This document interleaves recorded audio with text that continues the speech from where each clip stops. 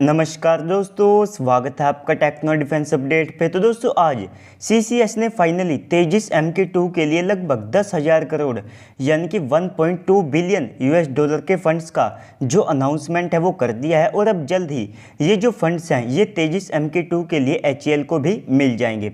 तो दोस्तों अब से कुछ दिनों बाद आप सब देखेंगे कि हमारा जो 5th जनरेशन का M का फाइटर जेट है तो उसके लिए भी लगभग 15,000 करोड़ के जो फंड्स हैं वे यहाँ पर रिलीज़ किए जाएंगे।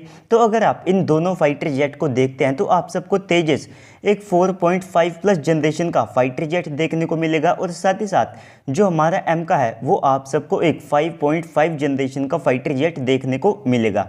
लेकिन आप सबको पता होगा कि इन दोनों कैपेबिलिटीज से लेस भारत एक और फाइटर जेट को बना रहा है जिसे हम सब टेडी BF के नाम से जानते हैं। तो दोस्तों टेडी BF ये इंडियन नेवी के एयरक्राफ्ट कैरियर के लिए बनाया जा रहा है जिसका इस्तेमाल हमारे INS विक्रांत या फिर भविष्य में जो 3rd एयरक्राफ्ट कैरियर होगा उसके ऊपर से किया जाएगा। तो इसी को लेकर के एक बड़ी अपडेट सामने निकल करके आई है जिसके अनुसार ADA के द्वारा यहाँ पर अनुमान लगाया गया है कि इसके प्रोटोटाइप को डेवलप करने के लिए ADA को लगभग 13,000 के जो फंड्स है उनकी आवश्यकता पड़ेगी और साथ में जो इसका PDR है तो वो 2023 में कंप्लीट कर लिया जाएगा। और PDR के पूरा होते ही यहाँ पर ADA जो है वो सरकार से यहाँ पर इन फंड्स के लिए डिमांड करेगी। अगर आप PDR की बात करते हैं तो इसकी full form primary design review होती है जिसके बाद में इसका CDR कंप्लीट किया जाता है और CDR के कंप्लीट होते ही माना जाता है कि एयरक्राफ्ट का जो 60% तक का काम है और साथ में जो पेपर वर्क है वो ऑलमोस्ट डन यहाँ पर माना जाता है। अगर आप तेजिस MK2 के केस से इसको समझने की कोशिश करते हैं तो आप सबको देखना पड़ेगा कि जो हमारा तेजिस MK2 है तो उसका जो CDR है तो उसको पिछले साल नवंबर के मंथ में कंप्लीट कर लिया गया था। इसके बाद में उसका जो CDR है तो उसको भारतीय वायुसेना के द्वारा दिसंबर से लेकर के जनवरी का जो मंथ था तो वहाँ पर एक्सेप्ट किया गया था। जिसके बाद आप सबने यहाँ पर देखा कि तेजी से अप्रैल मंथ में उसकी जो जिग असेंबली है उसको शुरू कर दिया गया था। तो ऐसे ही आप देखेंगे कि जो हमारा टेडी BF होगा तो 2023 में इसका जो PDR है उसे पूरा कर लिया जाएगा और 2024 में इसका जो CDR है उसे यहाँ पर पूरा करने का प्लान है। जिसके बाद में आप देखेंगे कि 2025 के एंड तक इसका जो पहला प्रोटोटाइप है वो रोल आउट हो चुका होगा। और इसी में अगर आप इसकी टाइमलाइन की बात करें तो जैसा कि मैंने आप सबको पहले ही बताया कि 2023-24 में इसके PDR और साथ में CDR को कंप्लीट कर लिया जाएगा।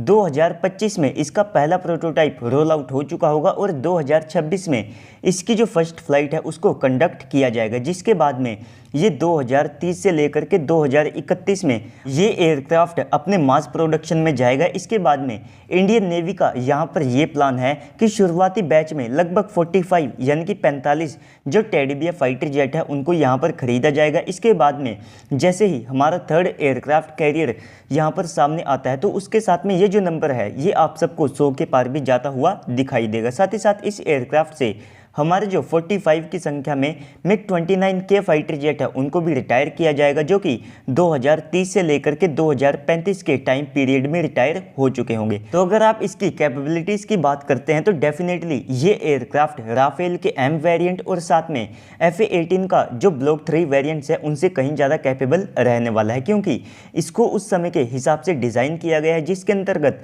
सबसे पहले तो इसका जो फ्रंटल सेक्शन है तो उसको एक डायमंड शेप्ड यहाँ पर दिया गया है जो कि आमतौर पर आप सबको खास तौर पर जो 5th जनरेशन के फाइटर जेट होते हैं उन्हीं के अंदर देखने को मिलते हैं। इसके अलावा इसमें गैलियम नाइट्रेट बेस्ड AESR डार का यूज़ किया जाएगा जिसमें 1000 से लेकर के 1200 के आसपास जो TR मॉड्यूल्स हैं वे आप सबको देखने को मिलेंगे। और इसकी मिसाइलों में आप सबको 350 किलोमीटर की जो अस्त्रा मार्क 3 मिसाइल है वो भी देखने को मिल सकती है। साथ ही साथ यहाँ पर हो सकता है कि इसमें 110 से लेकर के 125 किलोन्यूटन के जो स्वदेशी इंजन्स हैं उनका पहले ही स्क्वाड्रन से इस्तेमाल किया जाए। तो दोस्तों इस सब के ऊपर आपको क्या लगता है कमेंट सेक्शन में बताइएगा। साथ ही साथ अगर आपको वीडियो अच्छी लगी है तो वीडियो को लाइक कर दीजिएगा और चैनल को भी सब्सक्राइब कर दीजिएगा ताकि आपको भविष्य में भी ऐसे ही वीडियोस मिलते रहे।